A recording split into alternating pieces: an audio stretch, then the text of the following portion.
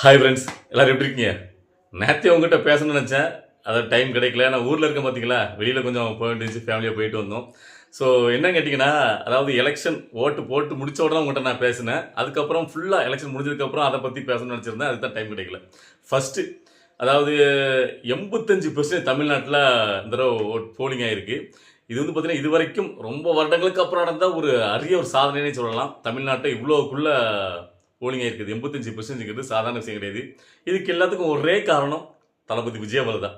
அதில் எந்த ஒரு மாற்று கருத்தும் இருக்க முடியாது. அப்படி மாற்று கருத்து வச்சு பேசுகிறாங்கன்னா அது எல்லாமே அதை வன்மத்தில் பேசுகிறதா அர்த்தம். நிறைய பேர் இப்போ விமர்சனம் பண்ணுவாங்கல்ல, எல்லாரும் பார்த்தீங்கன்னா அதுக்கு விஜய் தான் காரணமா விஜய் தான் காரணமா அப்படி பேசுகிறாங்க அப்படின்னு சொல்லிட்டு சில பேர், அதாவது திமுக, நாம் தமிழர் கட்சி, முக்கியமாக இந்த கட்சியில இருந்தால் பார்த்தீங்கன்னா அதிகமாக அதை விமர்சனம் பண்ணுறாங்க. ஏன்னா அவங்களால பொறுத்துக்க முடியல, அதான் உண்மை காரணம். நல்லா பாருங்கள், அவ்வளோ இளைஞர்களும் சரி, ஓட்டு போடாமல் இருந்தவங்க, நோட்டா கொடுப்பு எல்லாருமே ஒட்டுமொத்தமாக இவ்வளோக்குள்ளே பார்த்தீங்கன்னா மௌனமாக ஒரு புரட்சியை நடத்திருக்காங்க. அதுக்கு காரணம் விஜயவர் மட்டும்தான். அவர் சொல்லிட்டே இருந்தார்ல, விசில் புரட்சியாக நடக்கும் அப்படின்ட்டு. இது சாதாரணமாக 5 வருஷத்துக்கு ஒரு நடக்கிற தேர்தல் கிடையாது, அதிசய தேர்தல்னு அதான் மக்கள் உண்மையாக்கியிருக்காங்க. இல்லை மிகப்பெரிய ஒரு ஆச்சரியம் கேட்டிங்கன்னா, நாம் மட்டும் தான் போட்டோம். அதாவது நான் இது வரைக்கும் என்கிட்ட ஃபோனில் நான் தெரிஞ்சவங்கள்ட்ட பார்க்குறவங்கள்ட்டலாம் கேட்குறேன், எல்லாரும் சொல்கிற ஒரே ஒரு பதில், எந்த இதுக்கு ஓட்டு போட்டின்னு கேட்டால் விசில் தான் அப்படிங்கிறாங்க. ஸோ இது வரைக்கும் அப்படி ஒன்று நடந்தே கிடையாது. இது வரைக்கும் நான் கேட்டிருக்கேன், ஃபோனில் கேட்டிருக்கேன். அதாவது நம்ம வந்து விஜய்க்கு சப்போர்ட் பண்ணி பேசும்போது நம்மளை விமர்சித்த என்னுடைய நண்பர்கள் வரைக்கும் ஃபோனில் இன்றைக்கி சொல்கிறாங்க, மச்சா நானும் அதான் போட்டேன், என் ஃபேமிலியாக தான் போட்டிருக்கேன் அப்படின்ட்டு. ஸோ எனக்கு ஒரு ஆச்சரியம். ஸோ விஜய் சொன்ன போது ஒரு மௌனம் ஒரு விசில் புரட்சி நடந்திருக்கு அப்படின்ட்டு. ஸோ இப்போ அதை தாண்டி விஜய்க்கு எதிராக ஒரு ரிசல்ட் வந்துச்சு அப்படின்னு கேட்டிங்கன்னா, அப்போ இது வந்து பார்த்தீங்கன்னா ஒரு ஜனநாயகத்தில் நேர்மையாக நடக்கலை அப்படி தான் நம்ம சொல்ல முடியும். ஏன்னா இவ்வளோக்குள்ள நம்ம, அதாவது இப்போது என்னுடைய தொகுதியெலாம் பார்த்தீங்கன்னா, திருச்செந்தூர் தொகுதியிலலாம் பார்த்தீங்கன்னா அனிதா ராதாகிருஷ்ணன் பார்த்தீங்கன்னா பயங்கர ஒரு டாப்பு. அவர் வந்து இது தோற்றதே கிடையாது. ஸோ இப்போவும் அவர் தோப்பரா இல்லையாங்க நம்மளுக்கு தெரில. ஆனால் புதுசாக நிற்கக்கூடிய அந்த முருகன், ஜேகே முருகன் அப்படிங்கிறவங்கள பெருசாக யாருக்கும் பரிச்சயமே கிடையாது. ஆனால் எல்லா மக்களுக்கும் அவருக்கு போட்டுன்னு சொல்லும் போது அப்போ அதில் என்ன நடக்குன்னு கேட்டிங்கன்னா, உங்களுக்கு தெரியும் விஜய்ங்கிற ஒரே மனுஷன் தானே, அவருடைய முகத்துக்காக அவருக்காக தானே அந்த ஓட்டு. ஸோ அதனால் எல்லா தொகுதியிலையும் அந்த கேண்டிடேட்டை வந்து பார்த்தீங்கன்னா பெருசாக அவங்க வந்து கன்சிடர் பண்ணல. ஆனால் விஜய்க்காக நாங்கள் ஓட்டு போகிறோம், டிவிக்கு ஓட்டு போகிறோம், விசில் கடிக்கும் அப்படிங்கிற ஒரே இதிலே பார்த்தீங்கன்னா சுற்றி அடிச்சிருக்காங்க. சொல்லப்போனால் உண்மையிலே ஒரு புரட்சியாக தான் வெடிச்சிருக்கு. இதுலேயும் பார்த்தீங்கன்னா நிறைய சம்பவங்கள் அந்த எலெக்ஷன் டைம் நடந்துருக்கு. அதுக்கப்புறம் நீங்கள் பார்த்துருப்பீங்க, இது எப்போவுமே எல்லா டைம்லையுமே இந்த மாதிரி பிரச்சனைகள் வரும். அதுவும் விஜய் அவர்கள் இவ்வளோ ஃபோர்ஸாக இறங்கி இந்த தேர்தலில் கலந்துருக்கும் போது இது நடக்காமல் இருக்குமா? அது குறிப்பாக பார்த்தீங்கன்னா திருச்சி கிழக்கு விஜயவர் தொகுதியிலே பார்த்தீங்கன்னா கள்ள ஓட்டு போட்டதாக வீடியோ, அவங்க சண்டை அது இதுன்னு, அப்புறம் வாணியம்பாடி தொகுதியில். ஸோ இப்படி சொல்லிக்கிட்டே போகலாம். எல்லா தொகுதியும் சொல்ல முடியாது, சில குறிப்பிட்ட தொகுதிகளில் அராஜகம், ஆளுங்கட்சியாக இதுக்கு முன்னாடி ஆண்ட கட்சிகளுடைய அராஜகம், திமுரு அதெல்லாம் நீங்கள் பார்த்துருப்பீங்க. இடையில வந்து பார்த்தீங்கன்னா செயற்பாகவே டேரெக்டாக இந்த துறைமுகம் தொகுதியில் சண்டை போட்டதெல்லாம் நீங்கள் பார்த்துருப்பீங்க.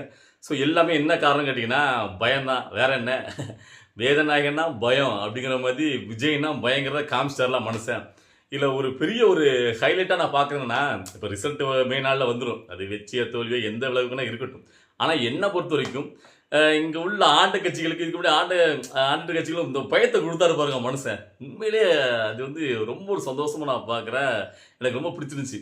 நிறைய பேர் அதுதான், அதாவது விஜய் அவர்களால் இங்கே வந்து பார்த்தீங்கன்னா ஒரு மாற்றம் நிகழுமா, விஜய் அவர்கள் என்னத்தை சாதிச்சுவார் அப்படின்னு கேட்டவனுக்கெல்லாம் சரியான ஒரு செருப்படி பதில் தான். அதாவது கேட்டதுலேயே எல்லாருமே பார்த்தீங்கன்னா விசிலுக்கு ரொம்ப ஆச்சரியமாக இருக்குது. அதில் குறிப்பாக சொல்ல போனால், அதாவது சின்னத்திரை நடிகர்கள் குறிப்பாக எல்லாருமே விஜய்க்கு தான் ஆதரவு கொடுத்துருக்காங்க. அதாவது இந்த பெரிய திரை இருக்குல்ல சினிமாவில், அதுலேருந்து நிறைய பேர் விஜய்க்கு எதிராகவே பார்த்தீங்கன்னா திமுகவுடைய கொத்தடிமையில் செயல்பட்டு விமர்சனம் பண்ணிருந்தாங்க. அதுலேயுமே சில குறிப்பிட்ட நடிகர்கள் பார்த்தீங்கன்னா கொஞ்சம் முக்கியமான நடிகர்கள் அந்த ட்ரெஸ் கோட் இருக்குல்ல, அதாவது ஒயிட் கலர் ஷர்ட்டு, அந்த காய் கலர் பேண்டை போட்டு மறைமுகமாக தங்களுடைய ஆதரவை தைரியமாகவே கொடுத்துருக்காங்க. அது ரொம்ப ஒரு ஆச்சரியமாக இருந்துச்சு. நான் எதிர்பார்க்கவே இல்லை. அதாவது சிம்பு, சிபிராஜ்லாம் பார்த்தீங்கன்னா விஜய்க்கு ஆதரவு கொடுப்பாங்க நமக்கு தெரியும். ஆனால் சில பேர், அதை தாண்டி சில பேர் வந்தாங்க பாருங்கள், அது ரொம்ப ஒரு ஆச்சரியமாக இருந்துச்சு. அதே ட்ரெஸ் கோடில் வந்துட்டு, அது குறிப்பாக அண்ணாமலையும் அதே ட்ரெஸ் கோடில் வந்தார் பாருங்க. கேட்டதுக்கு இல்லை காக்கி பேண்ட் வந்து பார்த்தீங்கன்னா நான் போலீஸ் அதில் இருந்ததுனால அது என்னுடைய எப்பயும் தொடர்ந்து வரும் அப்படிங்காரு. ஆனால் அவர் மனசுக்குள்ளே பார்த்தீங்கன்னா விஜய்க்கு தான் ஆதரவு கொடுக்குறாங்க, எனக்கு தெரியுது. அதாவது நிறைய பேருக்கு வந்து பார்த்தீங்கன்னா மற்றவங்க மேலே வந்து வெறுப்பு, மற்ற ஆட்சியாளர்கள் மேலே இருந்த வெறுப்பினாலே பார்த்தீங்கன்னா இந்த அரசியல்வாதிகளே நிறைய பேர் பார்த்தீங்கன்னா விஜய்க்கு ஆதரவிச்சாங்க. சினிமா துறையிலும் பயங்கரமான ஒரு ஆதரவு இருக்குது. ஸோ இது வந்து யாருமே எதிர்பார்க்காத ஒன்று. அதாவது பார்த்தீங்கன்னா இடையில கூட நம்மளுக்கு வந்து பார்த்தீங்கன்னா விஜய் அவர்கள் பார்த்தீங்கன்னா இன்னும் சில இடங்களுக்கு அவர் பிரச்சனை போகல அப்படிங்கிற மாதிரி சில நம்மளுக்கு வந்து பார்த்தீங்கன்னா விமர்சனம் இருந்தாலும் அதையெல்லாம் தாண்டி ஒரு புரட்சியே வெடிச்சிட்டு விசில் புரட்சி அப்படின்னு சொல்லலாம். அதை வந்து மாற்றிக்கிறதே கிடையாது. இப்போ இதில் வந்து பார்த்தீங்கன்னா ஏதாவது மாற்றம் நிகழுது, விஜய் அவர்களுக்கு பார்த்தீங்கன்னா எதிராக இந்த தேர்தல் அதாவது தேர்தல் முடிவுகள் வருது அப்படின்னா அது உண்மையிலேயே ஒரு உண்மையான ஜனநாயகம் இருக்காது. குறைந்தபட்சம் என்னை பொறுத்த வரைக்கும் என்ன கேட்டிங்கன்னா, விஜய் அவர்கள் எதிர்க்கட்சி தலைவராக வருவதற்குண்டான வாய்ப்புகள் எல்லாமே இருக்கு. அதாவது முதலமைச்சராகவே வரணும். அதுதான் நம்மளுடைய ஆனா அது வந்து முதல் தேர்தலிலேயே எப்படி சாத்தியங்கிறது எனக்கு தெரியல. நான் ஓப்பனா மனசு வந்து பேசுறேன். ஆனா கன்ஃபார்மா எதிர்க்கட்சி தலைவராவது வரணும். அதுக்குடைய சாத்தியக்கூறு எல்லாமே தெரியுது. நம்மளுக்கு அதாவது நம்ம தொகுதியிலேருந்து பார்த்துட்டு இருக்கேன். நம்ம தொகுதியிலேருந்து சொல்றேன். அதாவது இதுவரைக்கும் வேறவர்கள் மாத்தி மாத்தி போட்டவங்க எல்லாருமே இந்த தடவை பார்த்தீங்கன்னா ஓட்டுக்கு எவ்வளோதான் 2 கட்சிகளும் பயங்கரமா பணத்தை அடிச்சிருந்தாலும் அதையெல்லாம் வாங்கிட்டு டிவிக்கு போட்டிருக்காங்க. ஸோ இதுதான் ஒரு மாற்றமா நான் பார்க்குறேன். இதுவரைக்கும் எனக்கு தெரிஞ்சு பார்த்தீங்கன்னா, இப்போ வந்து ஒரு கட்சியிலேருந்து பணம் கொடுத்தாங்கன்னா, அதை வாங்கிட்டாங்கன்னா உண்மையை விசுவாசமா அதுக்கு போட்டுருவாங்க. ஆனால் இந்த தடவை விஜய் அவர்கள் சொன்ன மாதிரி நாம யாருக்குன்னு எல்லா வீடியோக்களும் நான் சொல்லிட்டு இருந்திருப்பேன். பணம் யார் கொடுத்தாலும் வாங்கிடுங்க. அது உங்களுடைய பணம். லாஸ்ட் வீடியோவில் கூட சொல்லியிருந்தேன். ரேஷன் ஓட்டு போட்டுக்க முடியாது. அதே மாதிரி மக்களும் பணத்தை எல்லா 2 கட்சிகளும் கொடுத்துருக்கு. டிஎம்கேடிக்கு 2 கட்சிகளும் பணத்தை கொடுத்துருக்கு. அதை வாங்கிட்டு டிவிக்கு ஓட்டு ஒரு மௌன புரட்சியே சாத்தியமாக்கிட்டாங்க. ஸோ எனக்கு அதை கேட்ட உடனே என்ன நம்ம கேட்குற இடம்லாம் டிவிக்கு விசில் சொல்கிறாங்களா, உண்மையிலே புரட்சி வெடிச்சிருமோ அப்படின்னு எனக்கு ஒரு சந்தோஷமாக இருந்துச்சு. ஸோ உங்கள் ஏரியாவில் அப்படி தானா? உங்கள்கிட்ட உங்களோட ஃப்ரெண்ட்ஸு உங்களோட சரௌண்டிங்கில் எப்படி இருந்துச்சு, அந்த யாருக்கு ஓட்டு போட்டாங்க அப்படிங்கிறது உங்களுடைய கணிப்பு என்ன அப்படிங்கிறதையும் கமெண்ட்டில் போய் சொல்லுங்கள். அதுக்கப்புறமா இன்னொரு விஷயங்களையும் நம்ம இதில் பேச வந்துருக்கு. என்ன கேட்டிங்கன்னா, எப்பவுமே இந்த அதிகார வர்க்கத்தில் அதுக்கு முன்னாடி ஆண்ட கட்சிகள்லாம் பார்த்தீங்கன்னா திராவிட கட்சிகள் நாம் எந்த இடத்துலையா தோக்க போகிறோம் அப்படின்னு தெரிஞ்சுன்னா அந்த இடத்துல வந்து பார்த்தீங்கன்னா பயங்கரமாக கல்லோட்டு போட முயற்சி பண்ணுவாங்க, வம்பிழுப்பாங்க, எதிர்க்கட்சி தாக்குவாங்க. இதெல்லாம் முன்னாடி நடந்திருக்கு.